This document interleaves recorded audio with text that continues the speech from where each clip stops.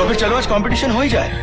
या तो तुम अपनी इज्जत बचाने में कामयाब हो जाओगी या फिर हम लोग लूटने में। Let's start baby. হাল্লা বল হাল্লা বল হাল্লা বল। এই বছর কিন্তু রাজস্থান রয়্যালস সত্যি সবাইকে সারপ্রাইজ করে দিয়েছে। মুম্বাই ইন্ডিয়ান্সের মতো টিমকে, এরকম একটা পাকা টিমকে যেইখানে প্রত্যেকটা ব্যাটসম্যান একজনের উপর দিয়ে যায়, সেই টিমকে কিন্তু 11 ওভারের খেলাতে হারিয়ে দিল। রাজস্থান তিনটেতেই জিতে আছে, মুম্বাই কিন্তু লাস্ট দুটো ম্যাচে হেরে গেল। এই জিনিসটা কিন্তু সবথেকে বেশি সারপ্রাইজিং। এইরকম টিম নিয়েও দিল্লির কাছে একটা, প্লাস রাজস্থানের কথা আছে, রাজস্থান কিন্তু এখন টেবিলে 1 নম্বরে রয়েছে। এই জিনিসটা সবথেকে বেশি ইম্পর্টেন্ট কথা। এখন আরসিবি নেই, মুম্বাই নেই, ব্যাঙ্গালোর নেই, পাঞ্জাব নেই, রয়েছে কে? রাজস্থান রয়্যালস, রিয়ান পরাগের টিম, নতুন একজন ক্যাপ্টেনের টিম। তো আজকে যে ম্যাচ হয়েছে, যেটা হওয়ার কথা ছিল না, কিন্তু শেষ ম্যাচ শুরু হয়েছে। ম্যাচটা শুরু হয়েছে বৃষ্টির জন্য। পুরো ইস্ট ইন্ডিয়াতে যেই মাঠগুলো রয়েছে, সেই মাঠে, সেই গ্রাউন্ডে এখন বৃষ্টির সম্ভাবনা রয়েছে।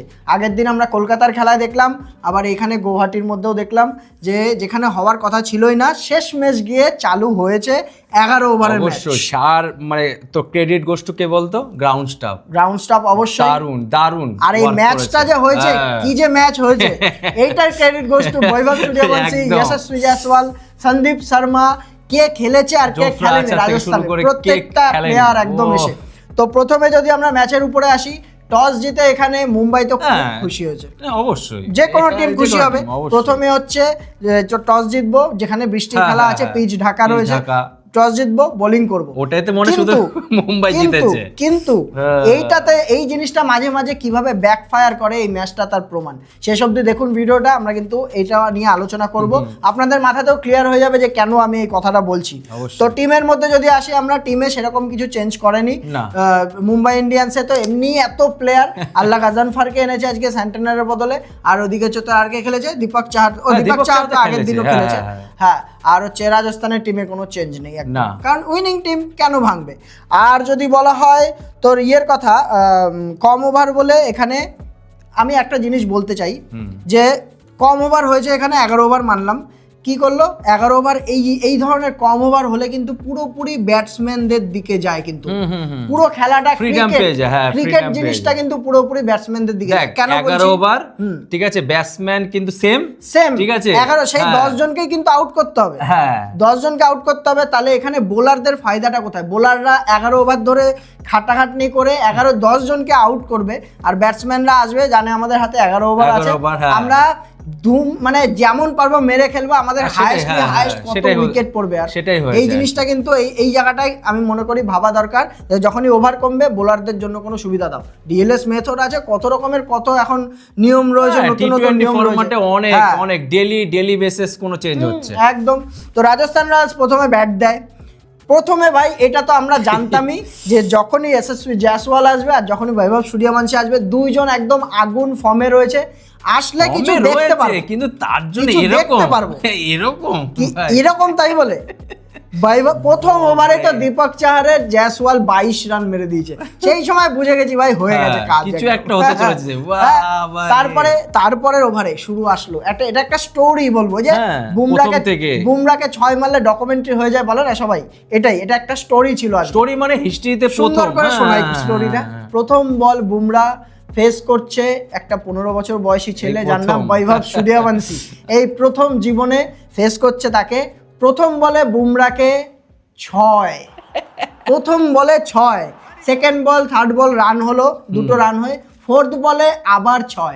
প্রথম ওভারে 14 রান মেরেছে বুমরাকে বৈভব সূর্যবংশী, যেই বোলারকে সারা পৃথিবী ভয় পায়, ব্যাটসম্যানরা এসে কাঁপে, পা কাঁপে, যার রেপুটেশন এরকম। তুই একটা ভাব, 15 বছর বয়সী একটা ছেলে, কোনো রকম কোনো ভয় নেই তার মধ্যে, যে বুমরা ও এমনিতেও বলেছে যে আমি বোলারকে খেলি না, বল খেলি, যেটা সবাই বলে থাকে, কিন্তু তার মাইন্ডসেটটা ভাব, বুমরাকে এসে প্রথম বলে 6, ভাই মানে হ্যাটস অফ টু বৈভব সূর্যবংশী, এত সুন্দর একটা ট্যালেন্ট। 15 ওভার বয়সী, মানে আমরা ভাব যদি এই ওর জায়গায় যদি অন্য কেউ হতো না, তুই ভাব একবার 14 বলে 39 রান করে গেছে ছেলেটা, 14 বলে 39। আগের দিনও এরকম খেলেছে, তার আগের দিনও এরকম খেলেছে, 3টে ম্যাচে 3টেতেই খেলছে ওপেনার। আইপিএল এ যদি কোনো ওপেনিং ঝুটি এই মুহূর্তে সবথেকে বিধ্বংসী থেকে থাকে সেটা কিন্তু ভাই পুরো ভুল আমাদের, যেটা ছিল রোহিত আর রিকেলটন, তাদেরকে আজকে ফ্লপ করে দিয়ে কিন্তু এই জায়গাটায় নিজেরা প্রুভ করলো নিজেদের। বৈভব সূর্যবংশী আর হচ্ছে ইয়শস্বী জয়সওয়াল এই আইপিএল এ এখনো অবধি আমাদের দেখা বেস্ট দুটো ওপেনার, আর এটাই হতে চলেছে। অবশ্যই অবশ্যই। রান কত হলো বল 2 ওভারে? 3 ওভার 2 বলের ছিল, 3 ওভার 2 বলের পাওয়ার প্লে ছিল, 11 ওভারে খেলা। বোলার বলতে গেলে প্রত্যেকে 2 ওভার করে করতে পারবে, আর একটা বোলার 3 ওভার করতে পারবে। মুম্বাইয়ের তরফ থেকে জসপ্রীত বুমরাহ ছিল। তো 3 ওভারে ওদের রান ছিল হচ্ছে, তো 3 ওভার 2 বল 3 ওভার 2 বলে 59 রান ছিল, 59 20 করে রান করেছে ওরা প্রত্যেক ওভারে। হ্যাঁ, এইটা যদি কন্টিনিউ রাখতো তুই ভাবতো, যেটা সম্ভব না মানলাম, কিন্তু এখানে তাও 150 রান করেছে অবশ্যই। আর না, আরেকটা রেকর্ড হয়েছে, তো 3 ওভার 2 বলে 6টা 6, মানে 3 ওভারে সবথেকে বেশি 6। আর এখানে আমি মনে করি এইখানে বৈভব সূর্যবংশী আউট হয়ে গেছে, ঠিক আছে, 14 বলে 39 রানে।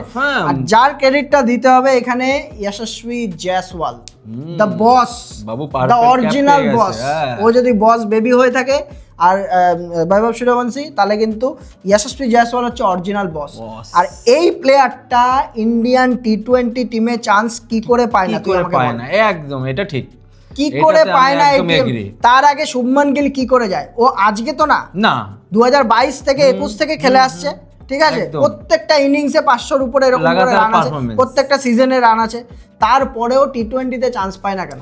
এইবার আমার কি মনে হচ্ছে বলতে, এই আইপিএল এর পর কিছু কিছু প্লেয়ার আছে যারা দরজা শুধু মানে নক করবে না, আমার মনে হয় থাকবে কি করে? তাও আবার 4টে প্লেয়ার আছে, ছোট ইনিংস খেলে যে এরকম না। আগের দিন যেমন টিম ডেভিড যদি ভালো লেগে থাকে, 32 বলে 77 রান, স্ট্রাইক রেট কত?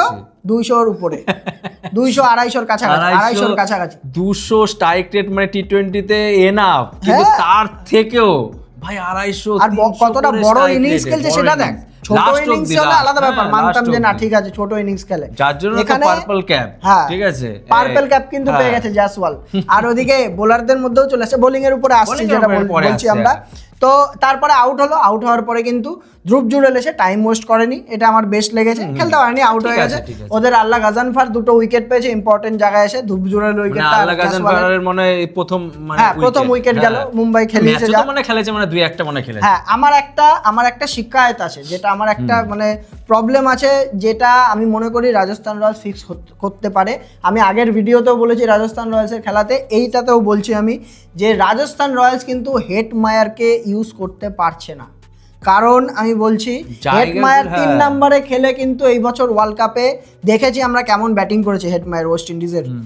তারপরে কিন্তু এখানে 3 নম্বরে ধ্রুব জুড়েলকে মানছি, ধ্রুব জুড়েল আগের দিনও একটা ভালো ইনিংস খেলেছে, 70-এর উপরে ইনিংস খেলেছে, কিন্তু আজকের দিনটা মাথায় রেখে ওর স্ট্রাইক রেট মাথায় রেখে ওকে ইউজই করছে না। কোথায় নামাচ্ছে? ধ্রুব জুড়েলের পরে নামছে রিয়ান পরাগ, তারপরে নামছে হেটমায়ার।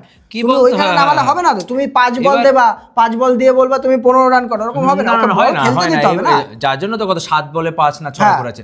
কিন্তু কি বলতে আমার মনে হচ্ছে আমি এখানে ওর দোষ দেখি না, আমি ওর দোষ দেখছি না, হয়তো নামছে হেটমায়ারকে কিন্তু ভাই ইউজ করতে পারছে না। আর কোথায় বলে দেখ একটা কি বলতো স্ট্র্যাটেজি নিয়ে নেমেছে, মানে এই জিনিসটা নিয়ে আমরা খেলবো, আর যার জন্য কিন্তু রাজস্থান রয়্যালসের রানও কমে গেল। আরো রান হওয়ার কথা, আরো 10টা রান তো বেশি হতো, 65 মতন হওয়ার কথা ছিল। ওই 7 ওভারে 100 কাছাকাছি রান ছিল, 7 ওভার 5 বলে হয়তো 100 ছিল। তারপরে কিন্তু ওদের রান চেপে গেছে আরো হিসাব মতো, যে নালে কি বলতো আমার মনে হচ্ছে এইভাবেই চলবে।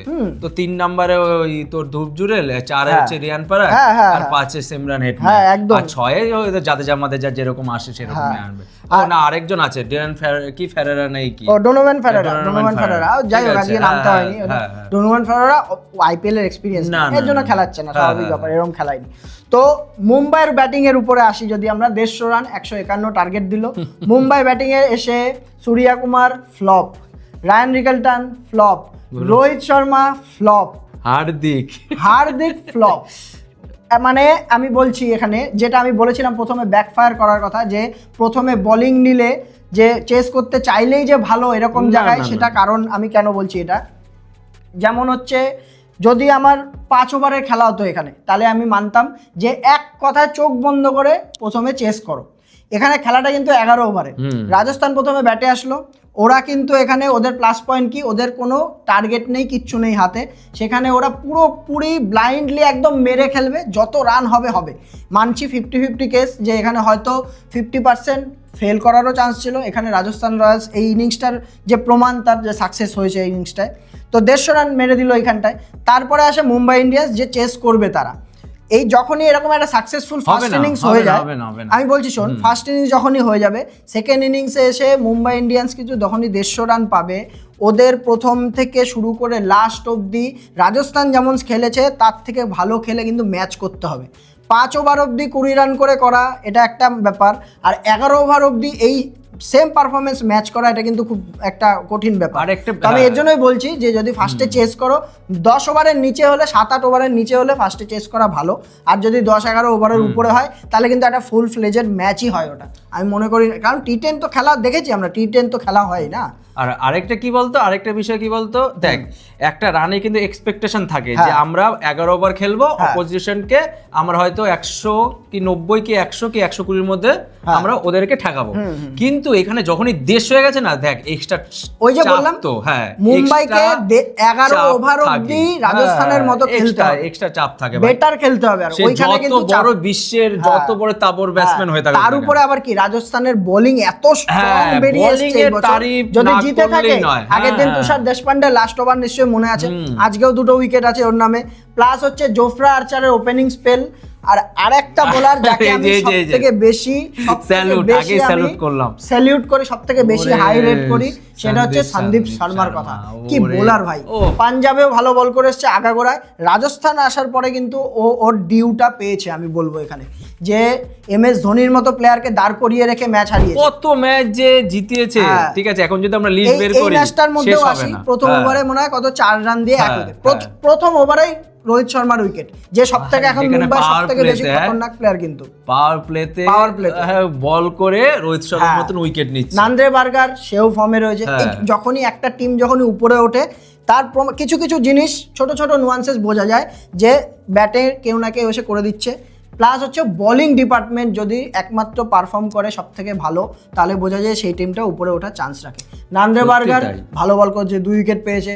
তারপরে জোফরা আর্চার সারপ্রাইজিংলি ভালো বল করছে, যে ওয়ার্ল্ড কাপে কিন্তু ছাতু হয়ে গেছে মার খেয়ে। তারপরে হচ্ছে সন্দীপ শর্মা, তো সন্দীপ শর্মাই। তারপরে হচ্ছে রবি বিষ্ণয়ের কথা বলতে চাই এখানে আমি। রবি বিষ্ণয় কিন্তু এটা একটা সর্ট অফ কামব্যাক বলা যেতে পারে, হাইয়েস্ট উইকেট টেকার মনে হয়, পার্পল ক্যাপ হোল্ডার কিন্তু এখন। কামব্যাক কেন বলছি, ও কিন্তু পুরোপুরি গায়েব হয়ে গেছে ইন্ডিয়ান স্কোয়াড থেকে, 1-1.5 বছর হয়তো ইন্ডিয়ান স্কোয়াডের পার্মানেন্ট প্লেয়ার ছিল অবশ্যই। বরুণ চক্রবর্তীর আগে কিন্তু রবি বিষ্ণয়কে দেখা হতো। তো তাহলে কি এই যে নামটা কি বললি, বরুণ চক্রবর্তী জায়গাটা খাচ্ছে, এটা কিন্তু ভাই এই IPL এর কিন্তু ভাই, হ্যাঁ অবশ্যই এই IPL এর কিন্তু একটা মোস্ট ভ্যালুয়েবল প্লেয়ার হতে চলেছে রবি বিষ্ণয়। যদি ভ্যালুয়েবল প্লেয়ার হয় অবশ্যই দেখবে, কেন দেখবে না, কেনই দেখবে না। তো রবি বিষ্ণয় কিন্তু এখানে আগের দিনও 4 উইকেট পেয়েছে, আজকেও মনে হয় 2 উইকেট পেয়েছে রবি বিষ্ণয়, কিন্তু 3 উইকেট পেতে ক্যাচটা যদি জয়সওয়াল ক্যাচ মিস করেছে।